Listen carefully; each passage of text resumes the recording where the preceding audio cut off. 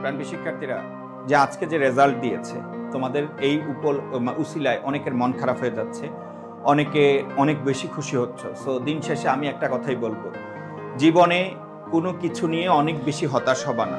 যদি অনেক বেশি হতাশ হয়ে যাও তাহলে তুমি কিন্তু তলিয়ে যাবা, হারিয়ে যাবা। সো যারা এই প্লাস পেয়েছো, এতটা আনন্দিত হওয়ার কিছু নাই যে তুমি দুনিয়ার সব কিছু পেয়েছো। মনে রাখবা, প্রতিটা সফলতার পর আবার নতুন করে সফলতার স্বপ্ন দেখতে হয়। আর যারা তুলনামূলক একটু খারাপ করেছ, যাদের মন অনেক বেশি ভেঙে গেছে, তোমাদেরকে বলছি তোমার রেজাল্ট খারাপ হয়েছে, দ্যাট মিন্স তোমার দুনিয়ার সবকিছু শেষ হয়ে যায় নাই। মনে রাখবা, তুমি গর্তে পড়ে গেছো, এটা তোমার অপরাধ না। তুমি গর্ত থেকে যদি অন টাইমে, প্রপার টাইমে উঠে না দাঁড়াও, এটা তোমার জন্য অপরাধ।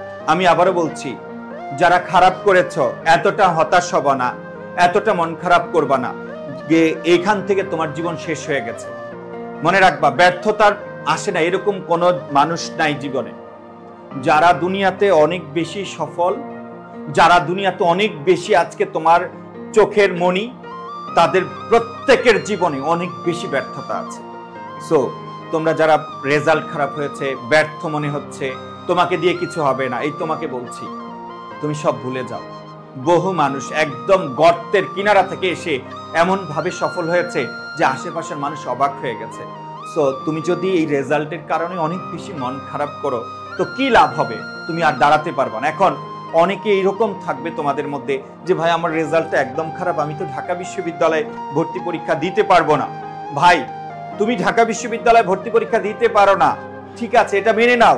বাট তোমার রেজাল্ট অনুযায়ী যে বিশ্ববিদ্যালয়ে ভর্তি পরীক্ষা দিতে পারবা, তুমি সেখানে দাও। মনে রাখবা, তুমি অতটা ইমোশনাল হবা না। তুমি কিন্তু একসময় কুমিল্লা বিশ্ববিদ্যালয়ে পড়েও প্রাউড ফিল করবা, তুমি একসময় রাজশাহী বিশ্ববিদ্যালয়ে পড়ে প্রাউড ফিল করবা, তুমি একসময় ওই যে হাজি দানিশে পড়েও প্রাউড ফিল করবা। আজকে তুমি emotional, but after 2 or 3 or 4 years তুমি তখন ইমোশনাল থাকবা না, তুমি তখন প্র্যাকটিক্যাল থাকবে। সো একটা বিশ্ববিদ্যালয়ে তুমি ভর্তি পরীক্ষা দিতে পারবে না, রেজাল্ট একদম মেসাকার হয়ে গেছে, ঠিক আছে, আল্লাহ ভরসা, আল্লাহ আমার ভাগ্যে এটা রেখেছে, আমি এখান থেকে টার্ন ওভার করব, আমি এখান থেকে কামব্যাক করব। মনে রাখবা, তুমি যদি হতাশ হয়ে যাও তো তুমি একা পিছনে যাচ্ছ না, তোমার পরিবারকে নিয়ে পেছনে চলে যাচ্ছ। সো আমি জাস্ট এটাই বলবো, তোমরা অনেকেই কি করছো, শুধু ঢাকা বিশ্ববিদ্যালয়ে ফোকাস রেখে এখন ইমোশনাল হয়ে যাচ্ছ। ভাই, বাস্তব কথা হলো, তুমি যদি ঢাকা বিশ্ববিদ্যালয়ে তোমার পয়েন্ট থাকতো, তুমি কি চাইলেই ঢাকা বিশ্ববিদ্যালয়ে ভর্তি হতে পারতা? না। বাংলাদেশের যে টপ কলেজগুলো আছে, ওর মধ্যে যতগুলো A+ আছে, ঢাকা বিশ্ববিদ্যালয়ে ততটা সিট সংখ্যা নাই। বা পুরো বাংলাদেশে যতগুলো কলেজ আছে, যাদের মধ্যে 1, 2, 3 টপার 3 জন যদি আসে ঢাকা বিশ্ববিদ্যালয়ে, তাহলে ঢাকা বিশ্ববিদ্যালয়ে জায়গা দেওয়ার মতো কোনো জায়গা নেই।